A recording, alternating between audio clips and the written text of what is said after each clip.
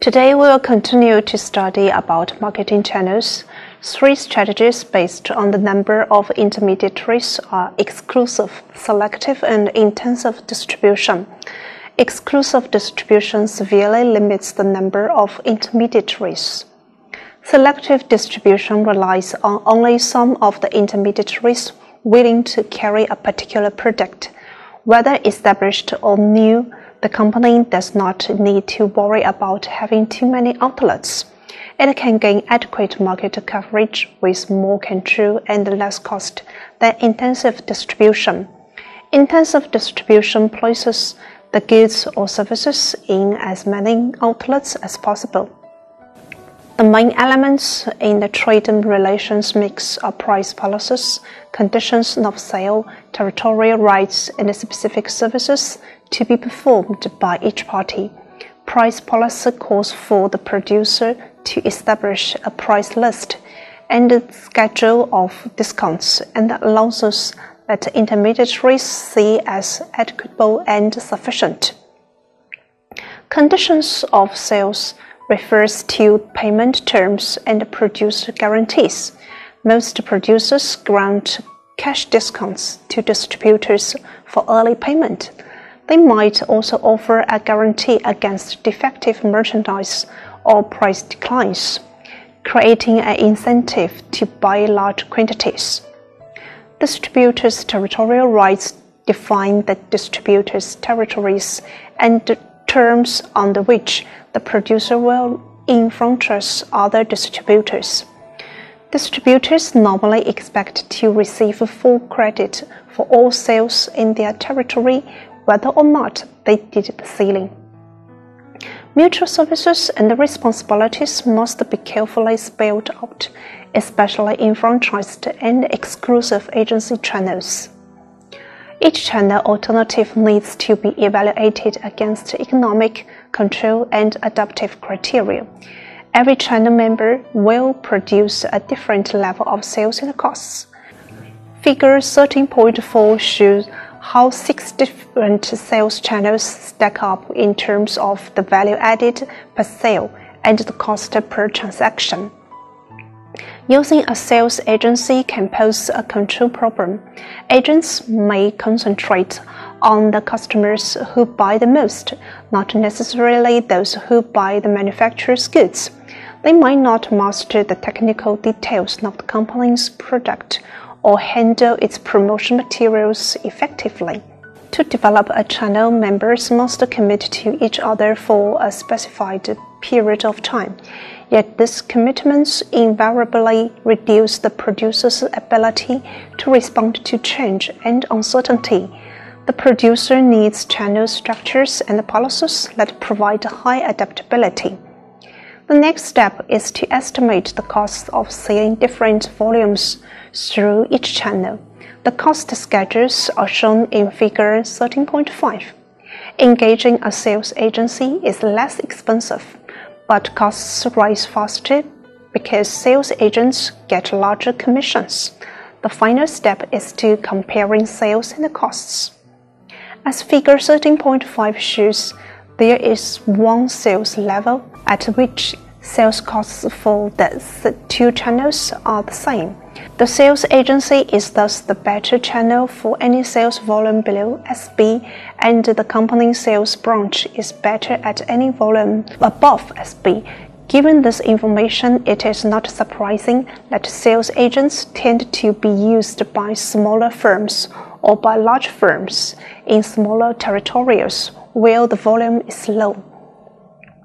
After a company has chosen a channel system, it must select, train, motivate, and evaluate intermediaries for each channel. It must also modify channel design and arrangements over time, including the possibility of expansion into international markets. To customers, the channels are the company.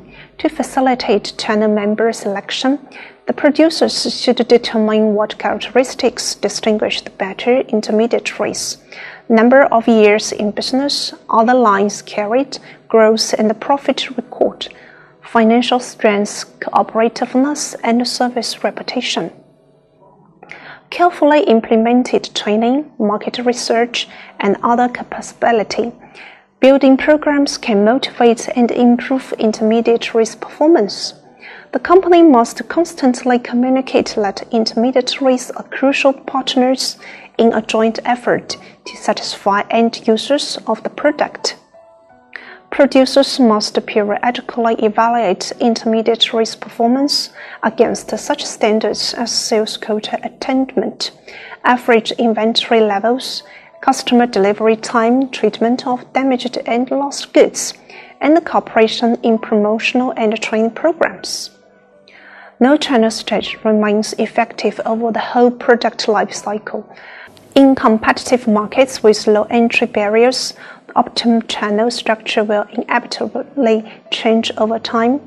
Channel evolution: a new firm typically starts as a local operation selling in a fairly circumscribed market, using a few existing intermediaries.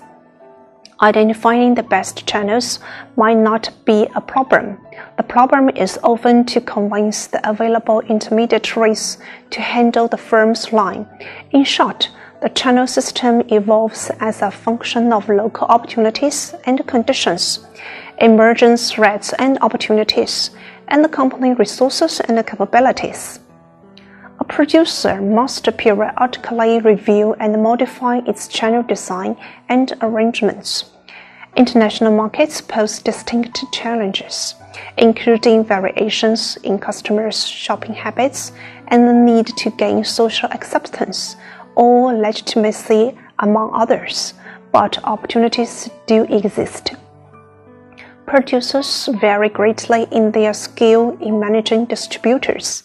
Channel power is the ability to alter channel members' behavior so they can take actions they would not have taken otherwise. Manufacturers can draw on the following type of power to elicit cooperation. Coercive power: a manufacturer threatens to withdraw a resource or terminate a relationship if intermediaries fail to cooperate. This power can be effective, but its exercise produces resentment and can lead the intermediaries to organize countervailing power. Reward power: the manufacturer offers intermediaries an extra benefit for performing specific acts or functions. Reward power typically produces better results than coercive power, but intermediaries may come to expect a reward every time the manufacturer wants a certain behavior to occur. Legitimate power: the manufacturer requires a behavior that is warranted under the contract. As long as the intermediaries view the manufacturer as a legitimate leader, legitimate power works. Expert power: the manufacturer has special knowledge the intermediaries value once the intermediaries acquire this expertise.